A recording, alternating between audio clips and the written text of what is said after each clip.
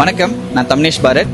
நான் வந்து நானும் என் மனைவியும் வந்து மலேசியாவிலேருந்து வந்திருக்கோம், ஸ்லாங்கூர் பந்திங்லேருந்து. நாங்கள் ஊருக்கு வந்த காரணம் பார்த்தீங்கன்னா வந்து திருவண்ணாமலை போயிட்டு திருப்பதி போகலான்னு. திருப்பதி போக முடியாத சூழ்நிலை ஆயிடுச்சு. அப்போ என் அண்ணனோட ஒய்ஃப் வந்து கூட வந்திருந்தாங்க.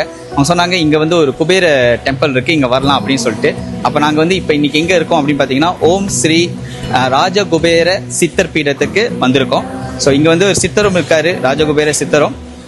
அவரை பார்க்கறதுக்கு ஒரு வாய்ப்பு கிடைச்சிச்சு. இங்கே வந்து பார்த்தோன்னு பார்த்தீங்கன்னா ரொம்ப மன நிகழ்வாக இருந்துச்சு. ஏன் அப்படின்னு பார்த்தீங்கன்னா வந்து இந்த கோயில் வந்து கரெக்டாக திருப்பதியை நோக்கி கிழக்கு பகுதியில் அமைஞ்சிருக்கு. இங்கே வந்தது பார்த்தீங்கன்னா வந்து ஒரு திருப்பதிக்கு வந்த ஒரு ஃபீல் இங்கே கிடைச்சிருக்கு.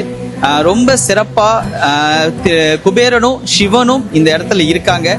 அவரோட சன்னிநாதத்தை பார்க்கும் போது வந்து ரொம்ப மனசு நிகழ்ந்துட்டேன். ஏன்னா அந்த அளவுக்கு ஒரு கம்பீரமான ஒரு சிலையில பின்னாடி வந்து ஒரு பெரிய உருவத்துல சிவனும் வந்து காட்சி அளிச்சாங்க. இங்க வந்தோன்னு பாத்தீங்கன்னா ஒரு பூஜை வந்து எங்களுக்கு செஞ்சு கொடுத்தாங்க.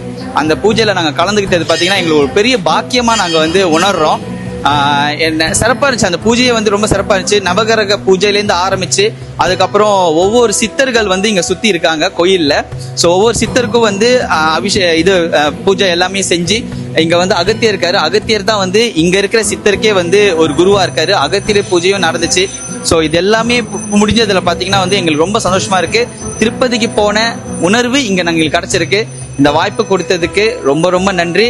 சித்தரும் வந்து இந்த இடத்துல ரொம்ப மகிமையா இருக்காங்க. அவருக்கும் ரொம்ப நன்றி.